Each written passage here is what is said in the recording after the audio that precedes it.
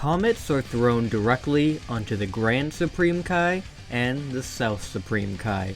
The two are able to dodge the comets, but it's not easy. The Southern Kai looks up, not believing that the creature is attacking them with comets. The Planet Eater Moro then uses his powers to drain a nearby planet of its life energy, eating it and gaining tremendous power. The Kais are blown back, not believing how powerful Moro has become. The Grand Kai says that they can't win the way that they are now, so he's going to have to use up most of his godly power to seal away Moro's magic. The Grand Kai musters up almost all of his strength and unleashes the Kai Kai Motru onto Moro, successfully sealing off his magic. Moro is then arrested by the Galactic Patrol as the Kais return to their sacred land. The Grand Supreme Kai gathers all of the Kais together and says that if they didn't interfere, this Moro would have destroyed the whole universe. This incident is proof that they must check on any hint of danger in this universe, and from now on, they will intervene in situations like this one. The Kais all agree, and from here on, they become the main defenders of the universe. For millions of years, the Kais go out, preventing dangers throughout all of the universe, with one of their biggest adventures in these years being when they discover that the evil wizard Bibidi plans to unleash the demon Majin Buu. The South and West Kais journey to Bibidi's location, where they see him and Buu's shell. The Western Kai cannot believe the amount of energy coming from this shell, and know that they need to stop this here and now. Bibidi isn't having it and attempts to use his sorcery to attack the gods. However, South Kai is able to block these attacks, saying that his sorcery won't work on the Kais like them.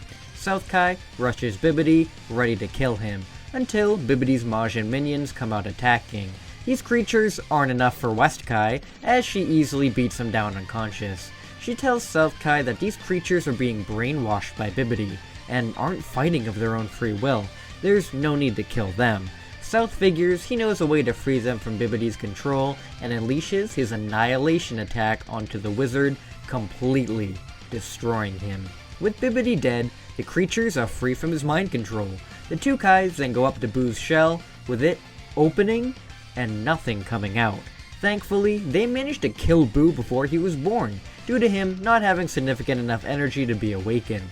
With this, the threat of Buu is destroyed, and the Kais can continue to live and protect the galaxy.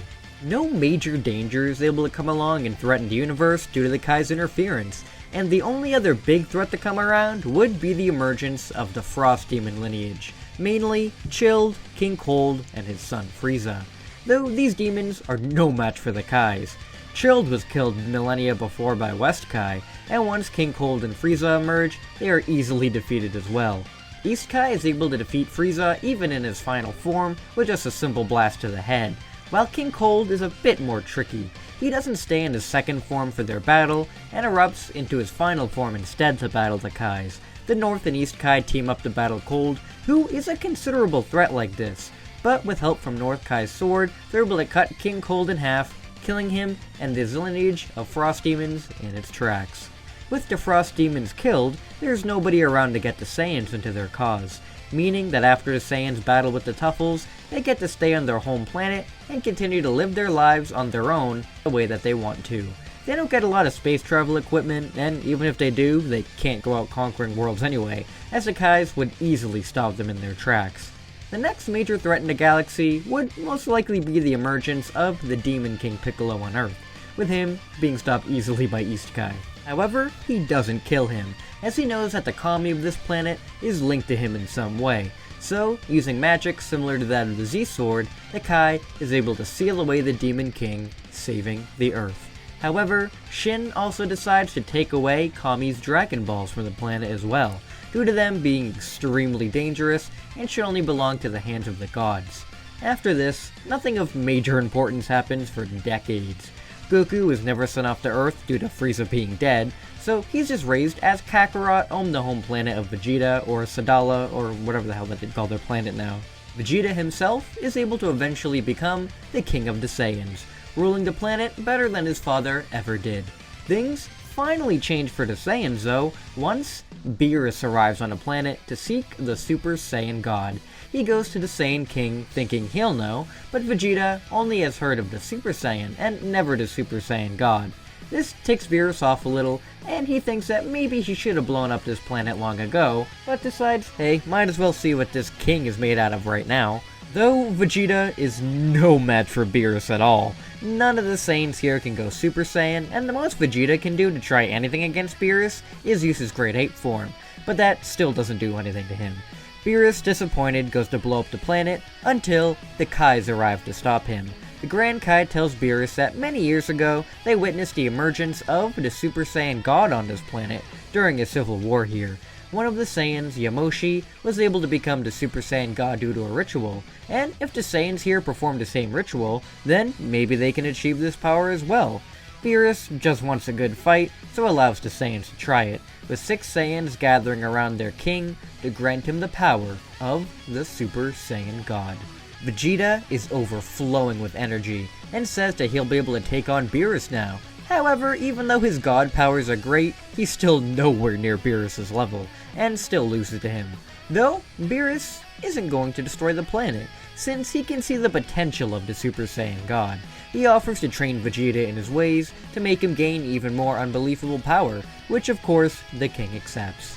Thanks to the Kais saving the Saiyans, King Vegeta is sent off to train with Beerus and Whis, with him mastering the Super Saiyan God form and doing his best to try and go even further beyond it. Champa would eventually show up for his food competitions with Beerus, but since Beerus has never been to Earth, he wouldn't have Earth food with him, which would make it so that Champa wouldn't start the Universe 6 versus Universe 7 tournament.